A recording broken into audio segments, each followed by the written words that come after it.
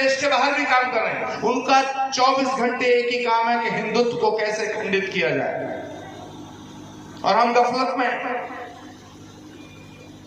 500 साल का संघर्ष समाप्त करके अयोध्या में मंदिर का निर्माण हुआ।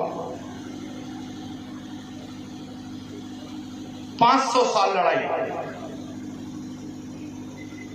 लेकिन कभी आपने सोचा, मंदिर का निर्माण हो गया, 500 साल का संघर्ष, हमने लड़ाई जीती, प्रभु राम अपने आसन पे विराजमान हो गए। अब हम पता इस स्थिति में आ गए हैं, अब मंदिर बन गया। और पूज्य तमाम यहां जितने महापुरुष बैठे मंच पे, मैं इनसे भी आग्रह करना चाहता हूं, राष्ट्रीय स्वयं सेवक संघ के सभी सदस्यों से भी मैं ये आग्रह करना चाहता हूं कि हम जैसे जीत गए और अब गफलत में आ गए, अब तो मंदिर बन गया। यहां से जाके सोचना कि मंदिर पहले भी बना हुआ था। मंदिर उन्होंने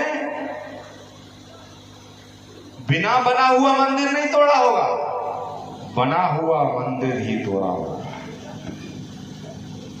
इसका मतलब मंदिर बना हुआ था, सोमनाथ का मंदिर बना हुआ था, काशी मथुरा बने हुए थे, और संभल का भी मंदिर तोड़ा गया, वो भी बना हुआ था।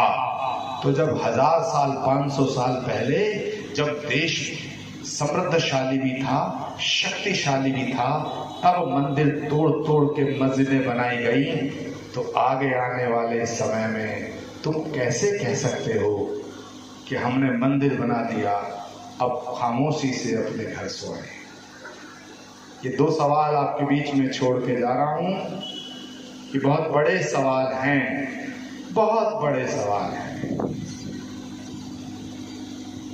हिंदू जागृत हुआ, राम मंदिर बना। हिंदू जागृत हुआ, काशी मथुरा का आंदोलन चल रहा है। हिंदू जागृत हुआ तो सनातन का ध्वज फहराने लगा।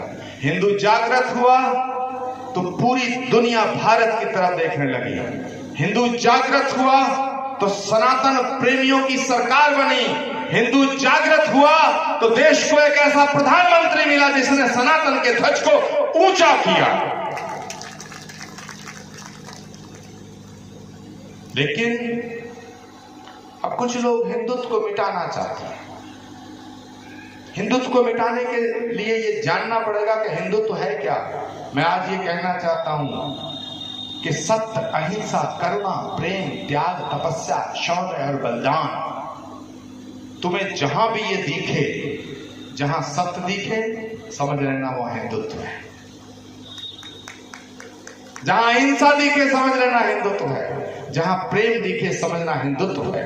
जहां करुणा दिखे, समझना हिंदुत्व है। जहां त्याग दिखे, तपस्या दिखे, बलिदान दिखे, समझ लेना हिंदुत्व है। तो जो लोग हिंदुत्व को मिटाना चाहते हैं, उन्हें सत्य को मिटाना होगा। अब मैं उन सभी ताकतों को यहां से एक चुनौती देना चाहता हूं कि तुम हिंदुत्व को मिटाना चाहते हो, उस हिंदुत्व को मिटाना चाहते हो जिसने छत्रपति शिवाजी महाराज दिया, उस हिंदुत्व को मिटाना चाहते हो जिसने महाराणा प्रताप दिया, उस हिंदुत्व को मिटाना चाहते हो जिसने गुरु गोविंद सिंह जी महाराज दिया, जिन्होंने अपने छोटे छोटे बच्चों की कुर्बानी देना स्वीकार किया, लेकिन औरंगजेब के सामने सजदा करना स्वीकार नहीं किया। आप हिंदुत्व को मिटाना चाहते हो। हिंदुत्व मतलब सत्य, हिंदुत्व मतलब प्रेम, हिंदुत्व मतलब अहिंसा, हिंदुत्व मतलब करुणा, हिंदुत्व मतलब शौर्य, हिंदुत्व मतलब पराक्रम, हिंदुत्व मतलब सेवा, हिंदुत्व मतलब त्याग, हिंदुत्व मतलब तपस्या, हिंदुत्व मतलब बलिदान। हिंदुत्व को मिटाने वालों, तुम हिंदुत्व को नहीं मिटा सकते हो, लेकिन हमें जागते रहना है, हमें जागरण करना है। और जागरण करने के लिए खैर में आए हैं, वरना हमें सैकड़ों किलोमीटर दूर चल के आने की जरूरत क्या थी? ये खांडेकर जी को यहाँ आने की जरूरत क्या थी? महाराज जी को यहाँ आने की जरूरत क्या थी? कैप्टन साहब को यहाँ आने की जरूरत क्या थी? हम इसलिए नहीं आए, हमें तुमसे कुछ चाहिए। हम इसलिए आए हैं कि ये सनातन सशक्त रहना चाहिए, क्योंकि अगर सनातन नहीं रहा तो ये भारत नहीं रह पाएगा। सनातन नहीं रहा तो भारत नहीं रह पाएगा, क्योंकि जब तक सनातन है तभी तक भारत है, और जब तक भारत है तभी तक सनातन है। इसलिए जो लोग भारत को तोड़ना चाहते हैं वो भारत की शक्ति को खंड खंड करना चाहते हैं। इसीलिए कभी कोई तुम्हें जाति के नाम पे बंटवारा करने आएगा, कभी कोई भाषा के नाम पे करने आएगा, कभी किसी और नाम पे करने आएगा, कभी किसी और नाम पे करने आएगा। तो मेरे दोस्तों, देवियों, मेरी माताओं, बहनों और मेरे भाइयों, तुम डॉक्टर हो तो, वकील हो तो, साइंटिस्ट हो तो, फौज में जवान हो तो, पुलिस में हो तो, व्यापार में हो तो, तुम्हारा जन्म किसी जाति में हुआ हो, किसी गोत्र में हुआ हो, किसी समाज में हुआ हो, वो भाग्य की बात है। अगर तुम जाट के घर में पैदा हुए, ये तुम्हारे भाग्य का सब विषय है। तुम ब्राह्मण के घर पैदा हुए, तुम्हारे भाग्य का विषय है। तुम राजपूत के घर में पैदा हुए, तुम्हारे भाग्य का विषय है। तुम वैश्य के घर में पैदा हुए, तुम्हारे भाग्य का विषय है। तुम अगड़े बने या पिछड़े, ये तुम्हारे भाग्य और प्रारब्ध का विषय है। लेकिन तुम हिंदू हो, ये तुम्हारे सौभाग्य का विषय है, ये तुम्हारे सौभाग्य का विषय है। मैं आपके बीच में आया, अपनी बातों को रखा। हो सकता है कोई बात आपको छोटी मोटी उसमें बुरी भी लगी हो, मैं उसके लिए क्षमा नहीं मांगूंगा, क्योंकि मैं अपने अनुभव पे बोल रहा हूं। अगर बुरी लगी हो तब भी वो बात से मैं पीछे नहीं हटूंगा, और अगर अच्छी लगी हो तो जरा हाथ खड़े करके मेरा समर्थन कर दो, और मुट्ठी बंद करके, इस हाथ नीचे मत करना, मुट्ठी बांध करके, दोनों हाथ खड़े करके इस रामलीला मैदान से वो उद्घोष होना चाहिए जो हमें लगे कि हमारा आना सार्थक हुआ, हमारा तुम्हारा सुनना सार्थक हुआ, और हमारा सुनाना सार्थक हुआ। भारत माता की, भारत माता की जय, भारत माता की जय, सत्य सनातन धर्म की जय, सत्य सनातन धर्म की जय हो, गंगा माता की जय हो, गौ माता की जय हो, गंगा माता की जय हो, गौ माता की जय हो, भारत माता की जय हो, नमः पार्वती पते हर हर महादेव। धन्यवाद। आप सबको प्रणाम करते हुए अपनी वाणी को विराम देता हूं, और डॉक्टर कुंवर बेचैन की 4 पंक्तियों से अपनी बात को खत्म करता हूं कि सांस का हर सुमन है वतन के लिए, सांस का हर सुमन है वतन के लिए, जिंदगी ही हवन है वतन के लिए, कह गई फांसियों में फंसी गर्दनें, ये हमारा नमन है वतन के लिए। धन्यवाद, बहुत बहुत धन्यवाद। सबका समर्थन करते हुए ये बात कहना चाहता हूं कि हमारा अतीत बड़ा गौरवशाली है, बड़ा गौरवशाली अतीत है हमारा, और हमारा वर्तमान बहुत शक्तिशाली है। पूज्य महर्षि, हमारा अतीत गौरवशाली है, और पूरी दुनिया में 3 तरह का इतिहास मौजूद है, जिसको कहते हैं ancient history, medieval history, modern history. प्राचीन इतिहास, मध्यकालीन इतिहास और आधुनिक इतिहास। ये तीनों तरह के इतिहास के पन्नों को पलट कर देखिए तो हमारा जो अतीत है वो बड़ा गौरवशाली है। हमारा वर्तमान शक्तिशाली है, लेकिन क्या भविष्य शक्तिशाली रह पाएगा? मेरी बातों को ध्यान से सुनो। हमारा अतीत गौरवशाली है, आदरणीय खांडेकर जी ने जो बातें कही वो सारी अतीत की सच्ची बात है। हमारा वर्तमान भी बहुत शक्तिशाली है, लेकिन सवाल क्या है, ये हिंदू सम्मेलन आयोजित करने की आवश्यकता क्या पड़ी? हमारा अतीत बहुत बड़ा है, हमारा वर्तमान बहुत बड़ा है। ये इसलिए पड़ी कि क्या हमारा भविष्य गौरवशाली रह पाएगा? और ये जो पूरी भूमि है, भारत भूमि, ये तो हिंदुस्तान है, ये हिंदुस्तान है। और हिंदुस्तान में हिंदुओं को जोड़ने की जरूरत पड़ गई, हिंदुओं को बुला के इकट्ठा करने की जरूरत पड़ गई। ये अलग बात है, वो बुलाने से भी नहीं आ रहे। तो ये जरूरत क्यों पड़ी? हिंदुओं को जोड़ने की जरूरत इसलिए पड़ रही है क्योंकि हिंदुओं को तोड़ने की साजिश हो रही है।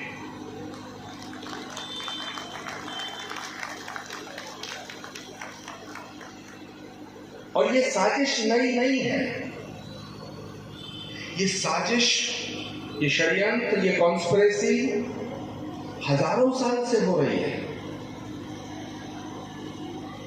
इसलिए मैं अपनी बात शुरू करता हूं। उर्दू का एक शब्द है मसाइल, उसका अर्थ है मसला, यानी मुद्दा, समस्या।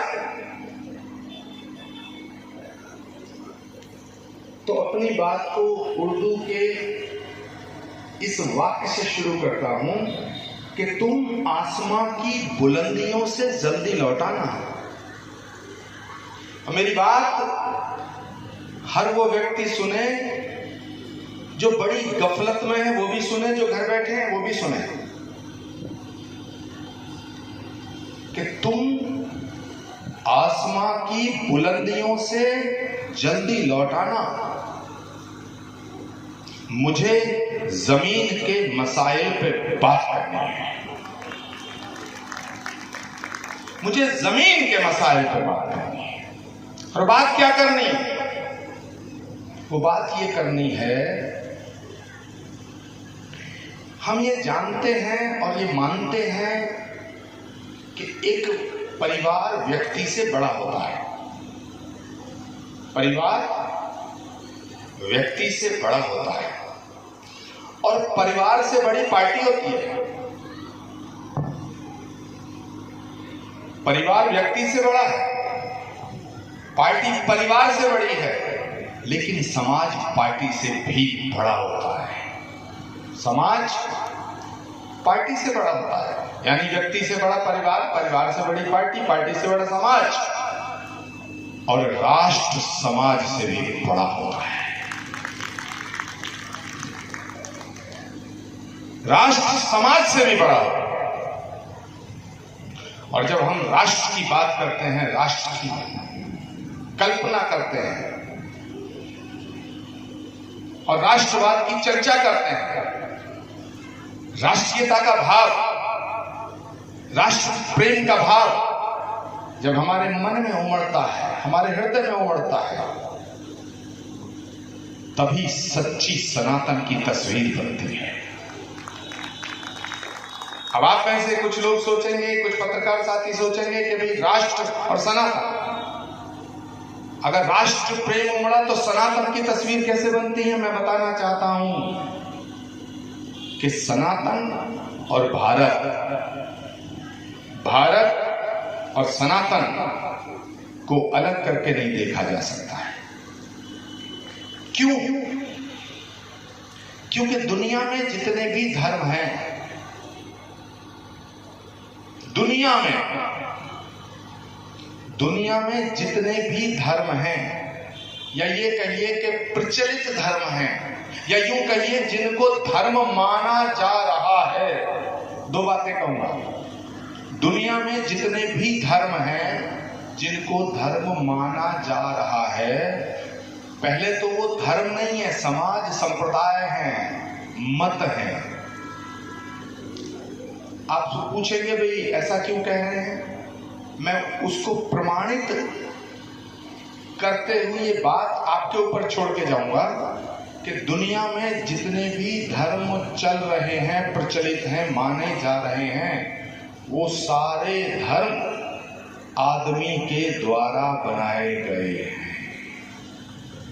अब बात गंभीर हो गई। जितने धर्मों को आप जान रहे हैं, कोई 500 साल पहले पैदा हुआ, कोई 1000 साल पहले पैदा हुआ, कोई 2000 साल पहले पैदा हुआ, लेकिन सब आदमी के द्वारा बनाए गए हैं। और जो आदमी के द्वारा बनाया गया है उसका मिटना तय है, क्योंकि आदमी का मिटना तय है। जो चीज आदमी बनाता है उसका मिटना तय है। क्यों तय है? क्योंकि आदमी का मिटना तय है। तो ये जितने भी धर्म समझे जा रहे हैं ये एक दिन मिटेंगे। और धर्म वो है जो ना कभी मिटा है ना कभी मिटेगा। बड़ी जिम्मेदारी के साथ और बहुत ही आत्मविश्वास के साथ ये कह रहा हूं, पूरी दुनिया के सभी धर्म गुरुओं के समक्ष उनके श्री चरणों में मैं ये निवेदन करना चाहता हूं। जो कहता है मैं इस धर्म का धर्म गुरु हूं, मैं उस धर्म का धर्म गुरु हूं, कोई तीसरे धर्म का धर्म गुरु, कोई चौथे धर्म का धर्म गुरु, सारे धर्म गुरु आकर के इस बात पे चर्चा चिंतन करें और सिद्ध करें कि जिस धर्म के वो धर्म गुरु हैं वो आदमी के द्वारा नहीं बनाया गया है। लेकिन मैं कह सकता हूं कि यदि दुनिया का कोई धर्म है जो आदमी के द्वारा नहीं बनाया गया है, वो सिर्फ सनातन धर्म है। वो सिर्फ सनातन धर्म है। मर्यादा पुरुषोत्तम भगवान श्री राम, जिनकी हम आराधना करते हैं, वंदना करते हैं, जो हमारे प्राणों के आधार है, जो हमारी आस्था का शिखर है, लेकिन मर्यादा पुरुषोत्तम भगवान राम जब त्रेता में आए तब भी सनातन था। इसका मतलब है कि सनातन उनसे पहले था। तो ये नहीं कहा जा सकता है कि सनातन को भगवान राम ने बनाया। योगीराज भगवान श्री कृष्ण पूज्य महाराज श्री वृंदावन से पधारे हैं, जहां भगवान आया।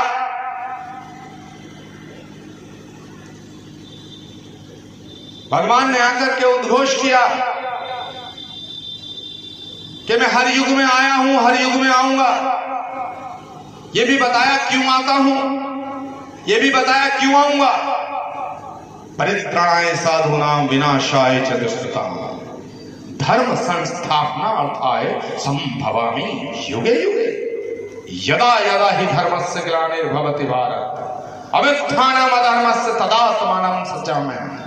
लेकिन जब भगवान श्री कृष्ण आए, द्वापर में आए, तब भी सनातन था। इसका मतलब है कि भगवान कृष्ण भी नहीं कह सकते हैं कि सनातन को मैंने बनाया। और ये कलयुग है। श्रीमद् भागवत कहती है, स्कंद पुराण कहता है, भविष्य पुराण कहता है, श्री कल्कि पुराण का उद्घोष है कि जिस तरह भगवान सतयुग में, जिस तरह भगवान त्रेता में, जिस तरह भगवान द्वापर में विशेष प्रयोजनों के लिए आए, उसी तरह कलयुग जब अपनी परम अवस्था पराकाष्ठा पे होगा तो भगवान उस कली का हरण करने के लिए कलयुग में संभल नामक स्थान पर कल्कि के रूप में अवतार लेंगे। कल्कि भगवान जो पार ब्रह्म परमेश्वर अयोध्या में आया, जो मथुरा में आया, वही परमपिता परमेश्वर परमात्मा पार ब्रह्म परमेश्वर श्री कल्कि नारायण के रूप में संभल में अवतरित होगा। और ये मैं नहीं बोल रहा हूं, ये भागवत बोल रही है। संभल ग्राम मुखस्य ब्राह्मणस्य महात्मना, संभल ग्राम ये मेंशन है पुराण में। संभल ग्राम संभल के गांव में चंबल ग्राम मुखस्य ब्राह्मणस्य महात्मना भवने विष्णु यशस्य कल्कि प्रादुर्भविष्यति। तो हे भगवान,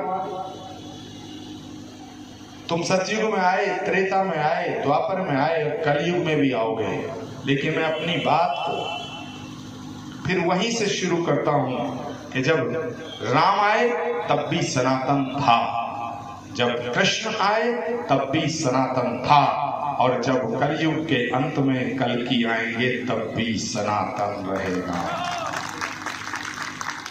क्योंकि सनातन प्रकृति प्रदत्त धर्म है, इसे स्वयं परमात्मा ने बनाया है। अब सवाल उठता है कि इतना सशक्त धर्म, वास्तविक धर्म, इतना विराट धर्म, उस धर्म को मानने वाले इतने पराक्रमी लोग, तपोनिष्ठ संत, लेकिन फिर हम गुलाम क्यों हुए? हम विराट थे, हम संकीर्ण क्यों हुए? ये सोचने का बहुत बड़ा मुद्दा है। जिस तरह खांडेकर जी कह रहे थे, मैं उनकी बात का समर्थन करते हुए एक बात कहूंगा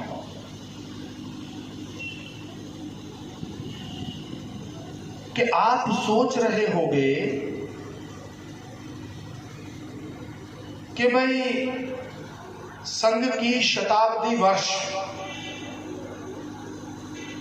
और मैं संघ के प्रत्येक स्वयं सेवक की तपस्या, संघर्ष और उनकी क्षमता और उनके भावना सभी को प्रणाम करते हुए एक बात कहना चाहूंगा, उसमें कोई संदेह नहीं है। लेकिन 1000 साल पहले का भारत देखिए, 1000 साल पहले का भारत, कंधार भी भारत था, लाहौर भारत था, पेशावर भारत था, रावलपिंडी भारत था, इस्लामाबाद भारत था, और ये ढाका भी भारत था। आज तो भारत नहीं है। कुछ लुटेरे आए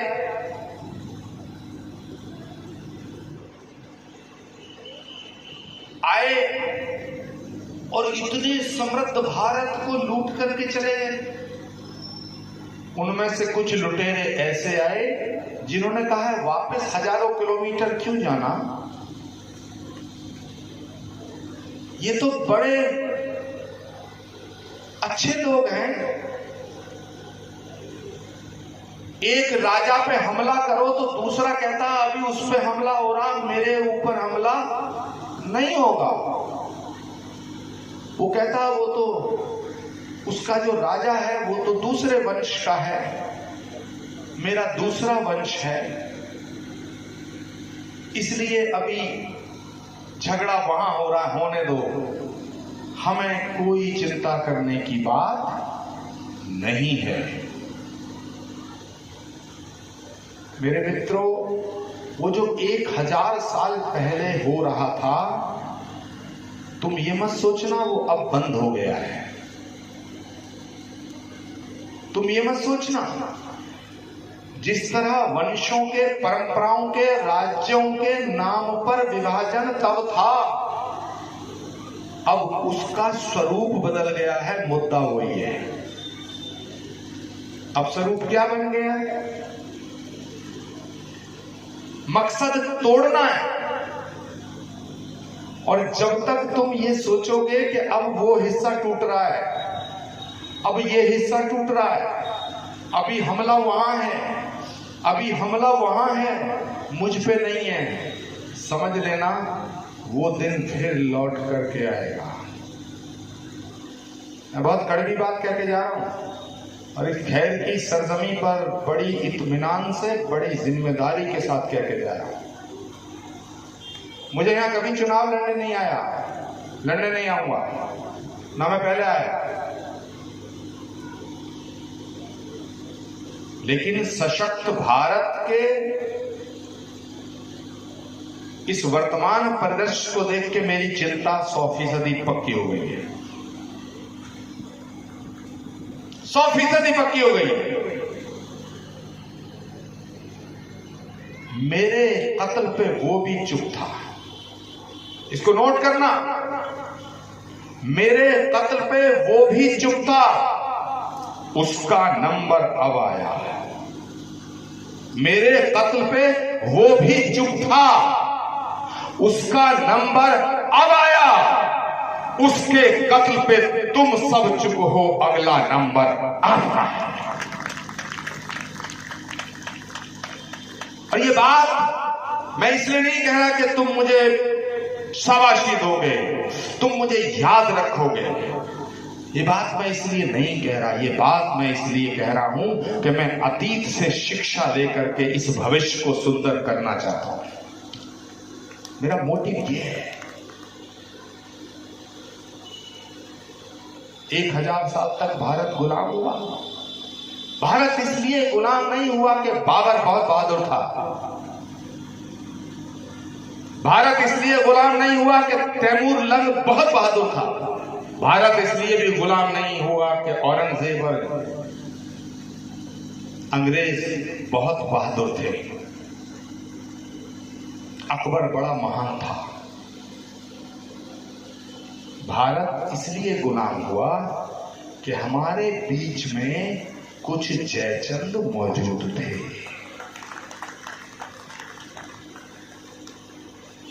और वो अभी भी हैं। एक बात याद रखना, हम कहां से चले और कहां आ गए। एक बात याद रखना, वो बात अच्छी नहीं है जो अच्छी लगे, क्योंकि यहां सारे विद्वत जन बैठे हैं। मैं सबको प्रणाम निवेदित करते हुए ये बात कह रहा हूं।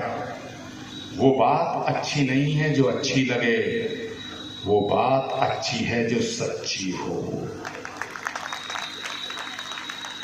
वो बात अच्छी है जो सच्ची हो। और सच ये है कि तुम विभाजित हो चुके हो।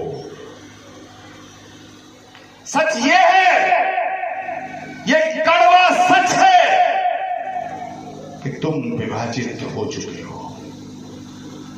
और दूसरा सच ये है कि तुम और विभाजित हो रहे हो। कहीं जाति के नाम पर विभाजित हो रहे हो, कहीं भाषा के नाम पर विभाजित हो रहे हो, कहीं क्षेत्र के नाम पर विभाजित हो रहे हो। कभी तुम अगड़े बन जाते हो, कभी तुम पिछड़े बन जाते हो, कभी तुम जाट बन जाते हो, कभी तुम ठाकुर बन जाते हो, कभी तुम ब्राह्मण बन जाते हो, कभी तुम बनिए बन जाते हो, कभी तुम कुर्मी बन जाते हो, कभी तुम लोधी बन जाते हो, कभी तुम शाक्त बन जाते हो, कभी तुम कुशवाहा बन जाते हो।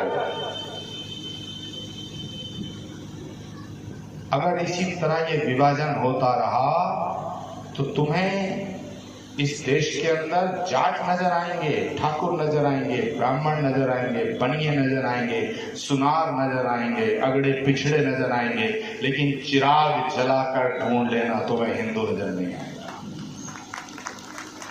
अब मेरा विरोध जिसे करना है करे, मेरे जाने के बाद मेरी आलोचना जिसे करनी है करे, लेकिन सच बात यह है, जातियों के नाम पर और भाषा के नाम पर, क्षेत्र के नाम पर, रंग के नाम पर किसी भी तरह का विभाजन राष्ट्र के लिए खतरा है।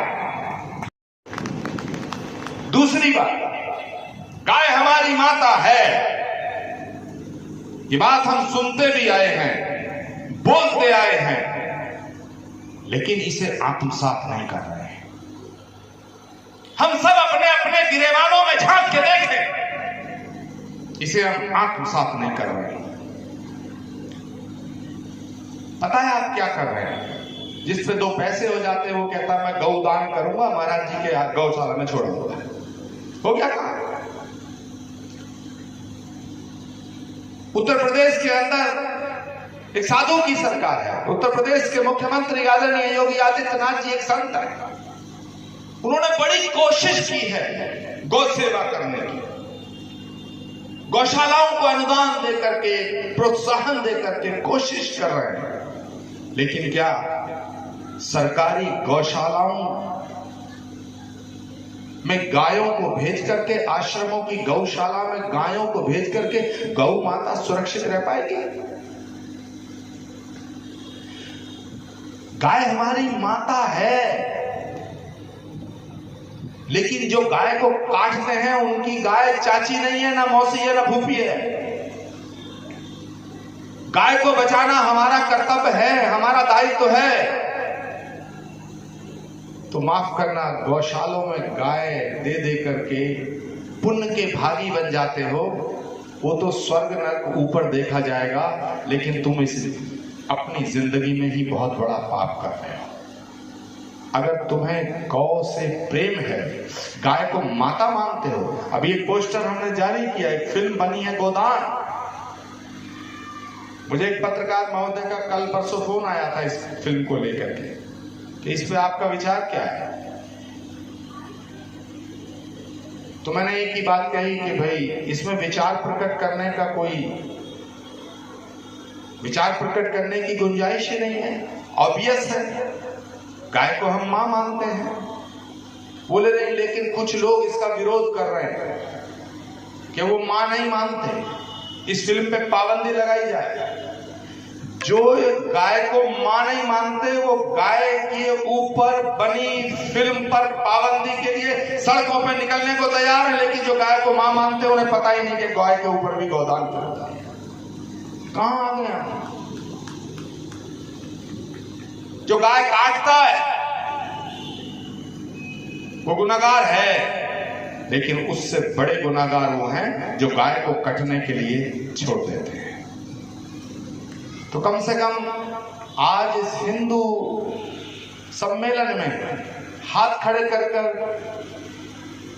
एक संकल्प लो कि यदि संभव हुआ, मैंने यदि लगाया है, यदि संभव हुआ या संभव हो, तुम्हारे गाय हो तो उसे गौशाला में मत भेजना, और अगर गाय नहीं हो तो एक गैया खरीद के अपने खोते से बांध लेना, उसकी सेवा करना। अगर मेरी बात आपको अच्छी लग रही हो, सच्ची लग रही हो और आप कर सकते हो तो हाथ खड़े करके मुझे ये वचन दे दो, प्रयास करना, एक गैया अपने यहाँ खोटे पे बांधना। यदि तुम्हारे पास इतनी जगह नहीं है कि गैया बांध सको, तो उस गैया को पड़ोसी से, रिश्तेदार से, मित्र से, बंधु से, सखा से निवेदन करके उसको पालना, उसकी सेवा करना। ये जो गौशालों में गाय हैं, इससे सनातन नहीं बचेगा। तीसरी बात मैं कहना चाहता हूं, मैं उन सब लोगों से विनम्रता से कहना चाहता हूं जो रोज कहते हैं कि साहब गाय को आप माता मानते हो, हम नहीं मानते, लेकिन हम आपकी बड़ी इज्जत करते हैं। अरे भाई, गाय की तो बात छोड़ो, हम तो भारत की इस धरती को माता मानते हैं। अभी खांडेकर जी ने बताया, जननी जन्मभूमिश्च स्वर्गादपि गरीयसी। अब ये जो भूमि है, हम तो इसकी वंदना करना चाहते, हम इसकी वंदना करते, वंदे मातरम तभी उत्पन्न हुआ। लेकिन आप कहते हो कि साहब नहीं, हम वंदे मातरम भी नहीं कहना चाहते, क्योंकि हम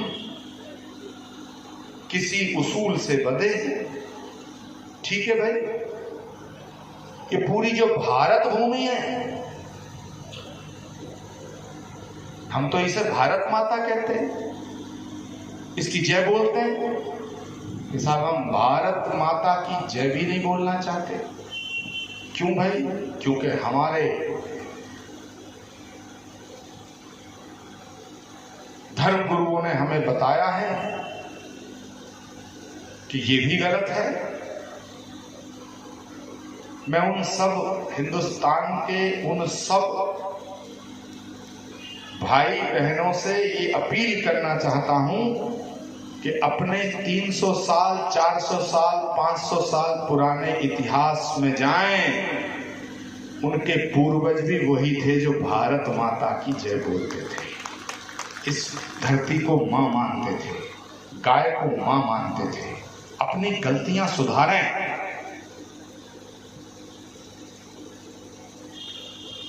देश के कुछ राजनीतिक दल हैं जिनके बड़े बड़े नेता कहते हैं कि ये सबसे बड़ा खतरा हिंदुत्व है,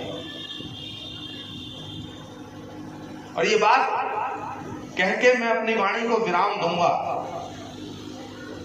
यहां से घर लौट करके अपने दोस्तों में बैठ के परिवार के साथ चिंतन करना। हम जोड़ने की बात कर रहे हैं, वो तोड़ने की बात कर रहे हैं। बहुत से राजनीतिक दल हैं खुलेआम कहते हैं कि ये जो हिंदुत्व है ये बहुत बड़ा खतरा है, बहुत बड़ा खतरा है। और हम गफलत में एक बहुत बड़ी ताकतों के साथ समूह है, पूरा संगठन है,